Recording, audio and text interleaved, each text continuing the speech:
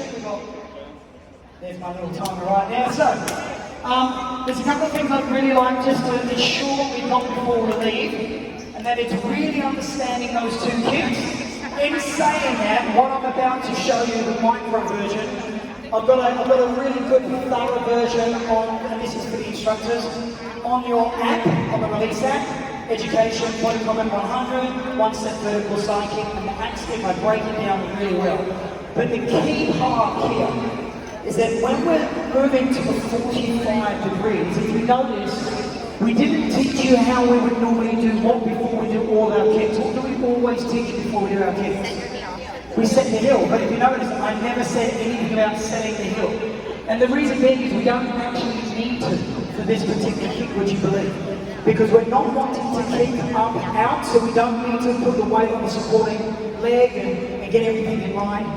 We're taking the kick directly down. In fact, if you tried to set the hill doing this move, it actually wouldn't feel right on a 45. Normally we go lateral, right? So we're going on the 45 degrees, and we're kicking directly down. So somebody says, you know, well, why now? Well, I wanted to put different types of kicks in many, many years ago. And what we do in New Zealand, in Auckland, we experiment with a bunch of kicks, we get some feedback, we get some trials, and at that time, it's not always appropriate, and then all of a sudden, the industry shifts, and then it's like, burpees are good for you all of a sudden, you know? And so you go with trends. And so originally where this kick came from is sort of more of a flying one-step vertical side kick, right?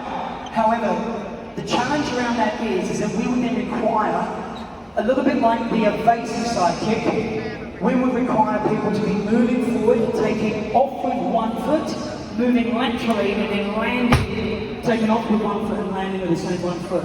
And that poses an issue for me. So we're like, what about if I went on the 45 and didn't jump? Yes, you can do that. Yes. And then the other thing's about the axe kick. So the axe kick again we wanted to do years ago, and it was actually, so Rachel like, Dan, do crescent kicks, do speed kicks, let's do hook kicks. I'm like, people struggle to do a standard front kick. And she's like, one day I'll get you. And then he came to BodyCombat 100. I sort of felt like, oh, that's very typical. Then we got to BodyCombat 100. Can we sit down there? Yeah, you can. Yeah, you can relax. It's not chill. In fact, if you want to take a seat, you can take a seat. Thank you. And then we got to BodyCombat 100. It's like, well, why not? You know, why now? Well, why not? And one of the key things about the axe kick is that if we really want this kick to land, like the advancing side kick, like the evasive side kick, like how we put different types of achievers, if we want these moves to grow in the program, we've got to make sure that when we introduce it, they really land. They land well. And often when you see the axe kick, one of the traditional aspects of an axe kick is the ability to sort of come up and directly down.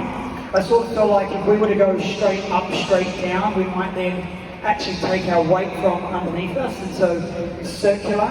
You could do axe kicks, things like from the leg at the back.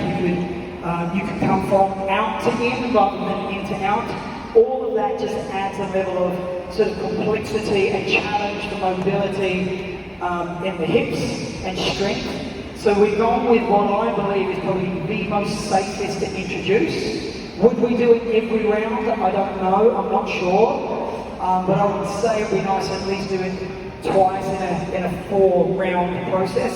So twice in a year, so that means you might get 3 months on, 3 months on, 3 months on, 3 months off, so at least you've got 6 months worth of training and implementing into your classes. So we come from in to out, and the key is that we're only coming about 70% of our max. So we're never talking about, you know, normally you would come to here, you'd come down the middle of the nose, you might come down on the collarbone. We don't really use that type of terminology in BodyCombat much anymore. Just aim for that high. And so we want to lean back just a little bit, brace the abs to support the lower back, and we're extending, we're pointing the toes, so we're actually sort of like trying to slap. And the hardest part is the deceleration. Now, we don't really exaggerate the deceleration, but teach sort of like circular slow down, so then it prevents people from actively going, because people will, right? You know, no matter what we say, just normal knees and they jump, normal kicks and they jump. So please, please, please, that's got to be my biggest thing I really would love for people to do, is just introduce these two kicks. If you noticed, I didn't have us going really, really hard. I really wanted to, but I just thought, no, come on, practice what you preach, Dan. And if you notice, use a linguistic approach that's really user-friendly, that's very inviting, that's very inclusive, lots of praise and encouragement and connection, and then build sort of that layer two, where we talk about management of exercise, it's manipulation, and you build the layers around that. I still think it's like a layer of care, or a deep layer of care, but you're allowing people to experiment how to do the move, when to feel the move, how to control the move, and then start to build some energy and motivation around that. So you really do lean into that coaching model. Is that okay? Cool, so that's really what I wanted to say about that. We've still got a couple of minutes on the clock. Very quickly, some fast fire questions. Go. What questions would you like to ask? Because I don't know when I'm going to be back. What? Yeah, we've got one here. What's your favorite move in this release? The favorite move in this release? Yes, the axe kick. Yeah, I love it. Yeah, cool. What's your favorite release? What's my favorite release? Yeah. It's really asked the whole choreographer what their favourite piece of work is. So I won't go like, what's my favourite song, or what's my favourite release, but I'll tell you one of my moments that really resonate and stand out in my life because of the environment or what happened in the filming week. One was BodyCombat 25. Joe, her papa's no longer with us, but that was such a beautiful release. BodyCombat, and it was the stretch, the cool down, the main B. Yeah, beautiful. And then I really just had a moment for BodyCombat 80. That was such a special moment. It was you know, I love big teams. It was Rach and I, because we could only get up there by helicopter and cost a lot of money and all of that. And, you know, and we were standing on this thing of water and people were going to die. It was amazing. And we were standing on that cliff, and you know, like, oh, you can see the ground in the background. You know, what you saw was. You saw that was a sheer drop, and that was like, yeah. Awesome. Any more questions? Yes, hello. Hi, I'm very happy to hear you say that there will be education on the app on this. Can we look forward to seeing that education on an ongoing basis coming forward? Because it's really helpful. It's hard to keep up with all the social media posts and then to go back and try to find them for reference later. Sure, on the app, on the release app, there's an education section. Yeah, there's lots of really great stuff on there. Anything from sort of like basics, how to get started, right the way through to advancements or breaking down moves. But yeah, it's something that we'll always continue to do. But thank you for the feedback. Thank you. And let's just do two more. We've got up back here.